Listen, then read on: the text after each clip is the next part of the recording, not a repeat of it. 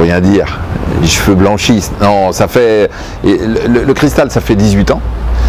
Et l'African Crystal, ça fait 6 ans. Le MENA Crystal, ça fait 14 ans. Et donc, voilà de belles aventures qui sont déroulées et qui s'amplifient. Et c'est plutôt extraordinaire. Et maintenant, Tunis, évidemment, retour aux sources. Puisque les MENA Crystal ont vu le jour dans la dénomination à Tunis. D'abord parce que je crois qu'il y a un moment donné, quand on aime un pays, quand on a un certain âge, il faut se faire plaisir. Et moi, en 2005, j'avais créé le Djerba TV Festival, qui était un festival des séries de la Méditerranée. Et ça me démangeait de ne rien faire en Tunisie. Donc, au travers d'une organisation internationale que nous avons décidé de lancer, eh bien, on fait les premières rencontres de Carthage, très bientôt. Alors, le principe, c'est simple, ça n'a rien à voir avec la défense d'une langue. Sur le plan académique, on écrit des courriels au lieu de mails, on échange au lieu de brainstormer, on fait de la rencontre, du networking. Non, ce n'est pas l'objectif. L'objectif, c'est de réunir des personnes qui partagent une même langue pour faire du business. Donc cette union réunit tous les acteurs dans le domaine de la publicité, des médias et du numérique à l'échelle internationale, dans un esprit de partage à la fois de connaissances, de contenu, et puis pour faire de la croissance économique. Non, parce que je pense qu'il ne faut pas aller contre la nature. C'est tellement plus facile de faire des échanges à la fois de talent, de contenu quand on parle la même langue.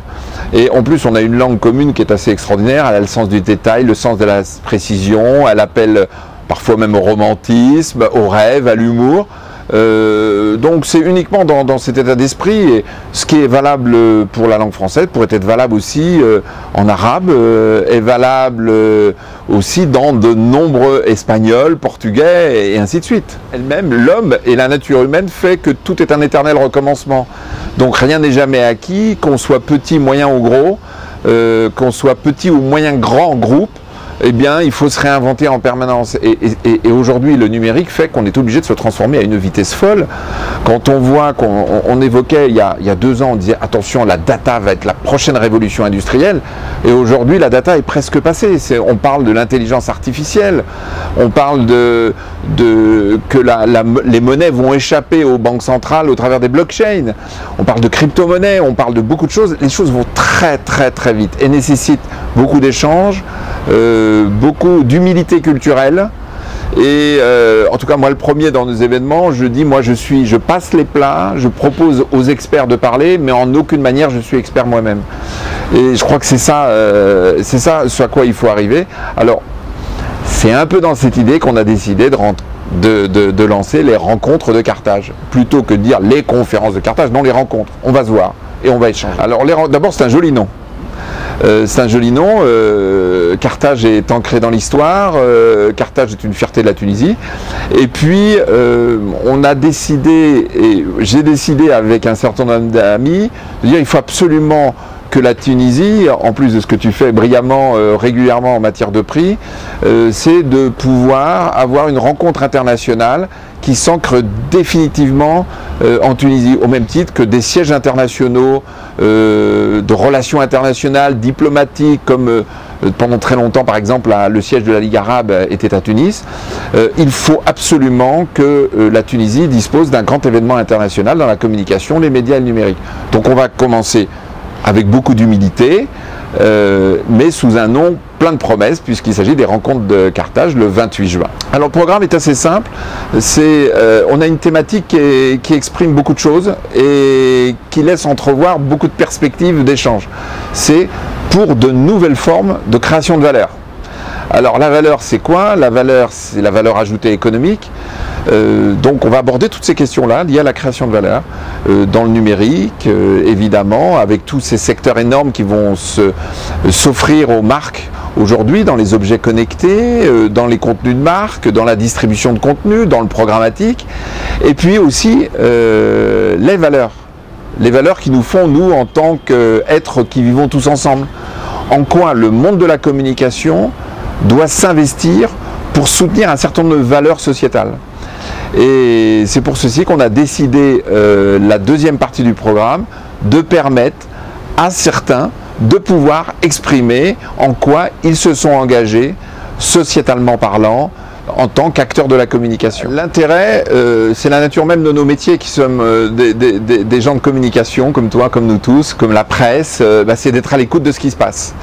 Et on doit être au devant de tout ce qui se passe pour pouvoir proposer aux autres des solutions, des conseils, pour créer de la valeur, créer de l'enthousiasme, créer l'effet waouh. Une marque, quand elle veut communiquer, il faut qu'elle se différencie. Et quand on voit les super publicités qui sont faites souvent en Tunisie, et très souvent, et encore dernièrement pour la Coupe du Monde, on voit très bien ce qui les distingue des autres. Donc il faut créer cet effet waouh. Et c'est pour ça que les gens doivent se rencontrer dans nos métiers de la communication. Déjà, on a eu dès le départ un grand soutien du SAPA, donc du syndicat des agences et des professionnels de la publicité.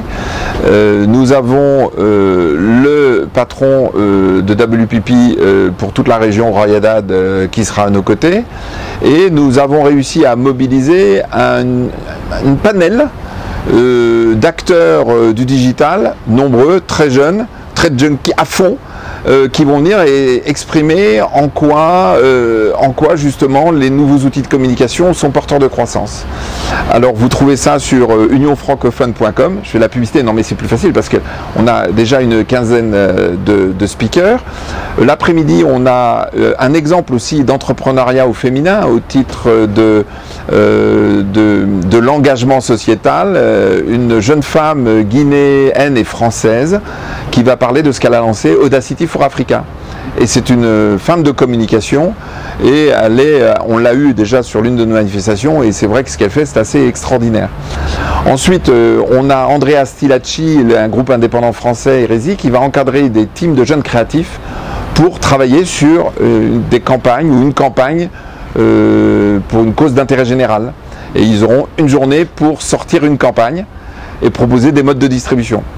Donc c'est vrai un panel et des thèmes de conférences très séduisants. Et je vous dis à très bientôt et on se retrouve tous le 28 juin, maintenant c'est dans 15 jours.